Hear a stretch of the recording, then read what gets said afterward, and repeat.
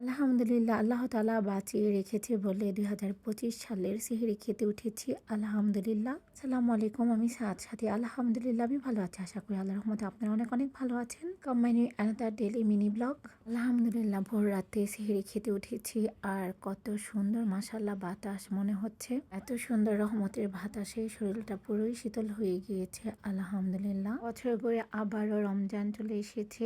আর রমজানের প্রতিটা দিনই আলহামদুলিল্লাহ অনেক ভালো লাগে। আজকে আমি সেহরিতে কি রান্না করেছি সেটা আমি আপনাদের এক ঝলক দেখিয়ে দিলাম। আজকে সেহরিতে রান্না করেছিলাম আমি গরুর মাংস, একটা আলু দিয়ে রান্না করেছি আর একটা ভুনা করেছি। ঘরে যখনই গরুর মাংস রান্না করি ২ রকমই রান্না করতে হয়। ছেলে খায় ভুনা আর ছেলের বাবা খায় গরুর মাংস আলু দিয়ে। যাই হোক, আর টক রান্না করেছিলাম। আর সেহরিতে কলা আর দুধ থাকবে এটা তো স্বাভাবিকই, কিন্তু আমি কলা আর দুধ দিয়ে ভাত খেতে পারি না। আমার মতো কে কে আপনারা কলা আর দুধ দিয়ে ভাত খেতে পারেন না? কমেন্ট সেকশনে কমেন্ট করে জানাবে। আলহামদুলিল্লাহ আমাদের সেহরি খাওয়া ডান। আর এখন আজান পড়ছে, তো সেটা আমি আপনাদের সঙ্গে শেয়ার করছি। ভালো থাকবেন সবাই। আল্লাহ হাফিজ।